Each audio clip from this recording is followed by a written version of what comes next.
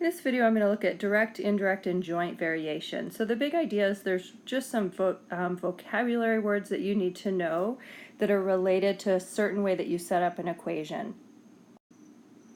All right, to set up an equation where it's y equals some number times x, that's called direct, directly proportional, or it could, the sentence might say y varies directly as x, or y is directly proportional to x. All right, when it's a fraction, y equals some number over x, then that's inversely proportional, so y varies inversely as x, or it might be read as y is inversely proportional. And then when you have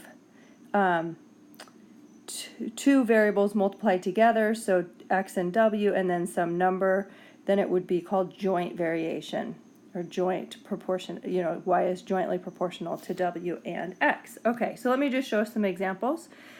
The average cost, C bar, there's our average cost to rent a car, is inversely proportional to the number of miles driven. So we'll give ourselves this constant of variation. All of these have this k, you'll notice. There's the constant of variation. And since it is inversely proportional, then the x needs to go in the denominator. Let's try another one. The electrical resistance R of a wire varies directly as its length. Okay, so we need to give ourselves a constant of variation. There's our k.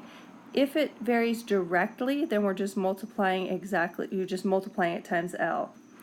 And at the same time, it's varying inversely as the square of the diameter. So when it's inverse, then whatever comes next, the square of the diameter, that goes down into the denominator.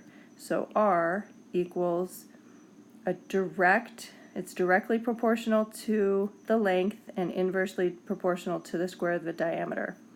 Last one, the rat's speed S through a maze varies jointly as his hunger H and the size of the cheese. So we always have a constant of variation, that k, and it's varying jointly with hunger, and so H times C.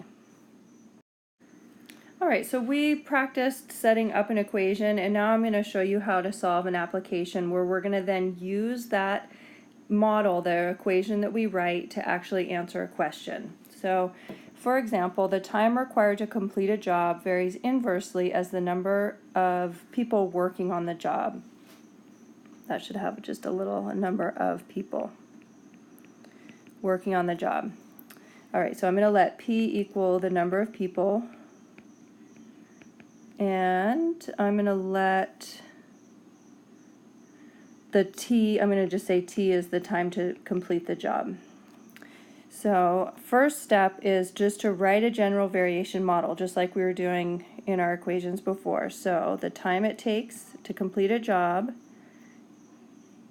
varies inversely as the number of people working on it. So give myself a constant, give myself that k, and then divide it by inversely as the number of people. So people goes in the denominator.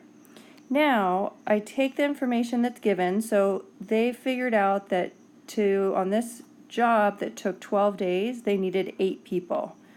Okay, so it took us 12 days. So 12 goes in for the time. Okay, and then we needed 8 people. So we're going to put that in for the people.